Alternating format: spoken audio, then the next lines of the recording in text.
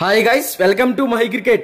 Guys, T20 world cup లో match number 30 United States versus Ireland. ఈ రెండు teams మధ్య ఈ మ్యాచ్ జూన్ 14వ తారీఖు రాత్రి 8 గంటలకు సెంట్రల్ బ్రౌవర్డ్ రీజనల్ పార్క్ స్టేడియం ఫ్లోరిడాలో జరగబోతుంది. ఈ రెండు టీమ్స్ మధ్య ఈ మ్యాచ్ చాలా అంటే చాలా క్రూషియల్. అలాగే యుఎస్ఏ టీం ఈ మ్యాచ్ విన్ అయితేనే సూపర్ 8 కి క్వాలిఫై అవుతుంది. యుఎస్ఏ టీం లాస్ట్ మ్యాచ్ లో ఇండియా పైన ఓటమి చవి చూసింది. మరి ఈ మ్యాచ్ లో ఎలాంటి కంబ్యాక్ ఇస్తుందో చూడాలి.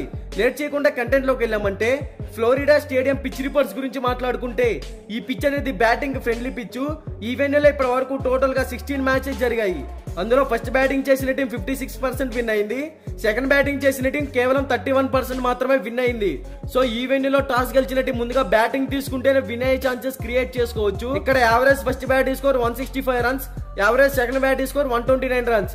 అలాగే ఈ వెన్యూలో పేసర్ స్పిన్ బౌలింగ్ గురించి మాట్లాడుకుంటే, పేస్ బౌలింగ్ కి 64 వికెట్స్ పడ్డాయి, స్పిన్ బౌలింగ్ కి 54 వికెట్స్ పడ్డాయి. సో కొంచెం పేస్ బౌలింగ్ కి అనుకూలంగా ఉంటుంది పిచ్ అనేది. ఇక ఈ వెన్యూలో మ్యాచ్ టైంలో వెదర్ రిపోర్ట్స్ చూసుకుంటే 99% వర్షం పడే అవకాశాలు ఎక్కువగా ఉన్నాయి. ఇక బోత్ టీమ్స్ కి సంబంధించిన హెడ్ టు హెడ్ గురించి మాట్లాడుకుంటే, ఇప్పటి వరకు ఈ రెండు టీమ్స్ మధ్య కేవలం 2 మ్యాచెస్ మాత్రమే జరిగాయి. అందులో యుఎస్ఏ టీం 1 మ్యాచ్ విన్ అయింది, ఐర్లాండ్ టీం కూడా 1 మ్యాచ్ విన్ అయింది.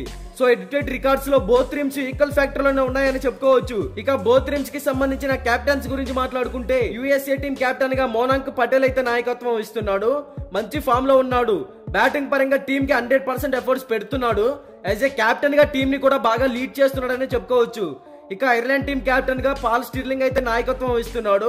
బ్యాటింగ్ పరంగా కొంచెం వీక్ గా కనపడుతున్నాడు. ఒకవేళ గ్రీజ్ లో సెట్ అయితే టీమ్ కి అతని నుంచి మనం ఒక పెద్ద స్కోర్ అయితే ఎక్స్పెక్ట్ చేయవచ్చు. ఇక ఈ రెండు టీమ్స్ మధ్య మ్యాచ్ అంటే చాలా ఇంట్రెస్టింగ్ అయితే ఉండబోతుంది.